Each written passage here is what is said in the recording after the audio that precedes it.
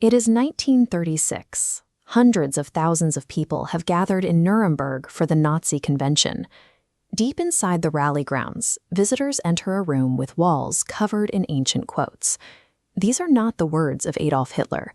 They were written by a Roman senator named Tacitus in the year 98 CE. Party leaders looked at Tacitus's text and found the ideological foundation they were looking for. The idea that they were the direct descendants of a pure, united, and indigenous warrior race known as the Germani. But modern historians and archaeologists have reached a different consensus. A unified Germanic people never actually existed. If the ancient Germans were not a single unified group, we have to ask who they actually were, and how a Roman label was eventually used to build a national ideology. The deadliest racial ideology of the 20th century drew its inspiration from a 2,000-year-old classification of a people who never truly existed. 2,000 years ago, Northern Europe was a landscape of dense forests occupied by hundreds of fractured, highly diverse tribes. Modern linguists can trace the languages spoken by these groups back to shared Proto-Germanic roots, but the tribes themselves shared no common identity and felt no solidarity with one another. The Roman general Julius Caesar decided to simplify the map. He declared the Rhine River a hard geographical boundary, labeling everyone living to the west a Gaul and everyone to the east a Germani.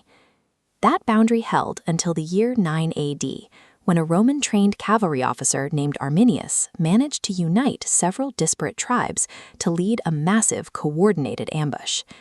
When news of the slaughter of 3 Roman legions in the Teutoburg forest reached Rome, Emperor Augustus reportedly spent days wandering his palace, crying out for his lost soldiers.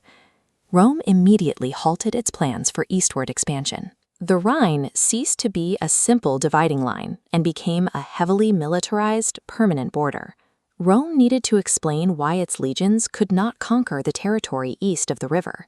To justify their stalled imperial borders, they promoted the idea of a monolithic enemy, the Germani. Almost 90 years after that ambush, the Roman senator Tacitus drafted his Ethnography of the North as a pointed critique of his own society. Tacitus depicted the northern tribes as pure, earthy, and fierce, specifically to shame the politicians back in Rome, whom he viewed as lazy and corrupt.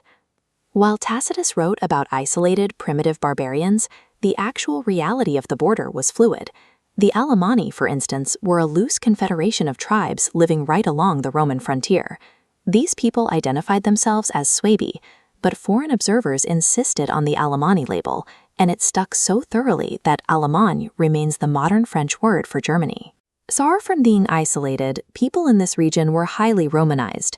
They traded with the empire, adopted Roman fashions, and eventually merged into the Frankish and Holy Roman empires.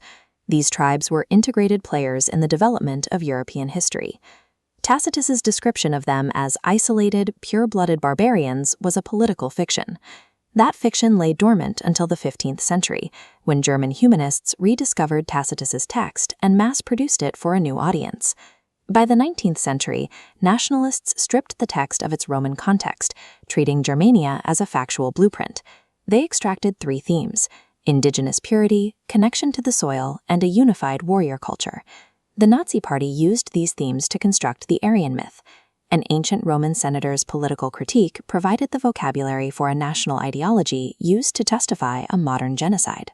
The labels used to categorize people can endure and transform long after the context of their creation is forgotten.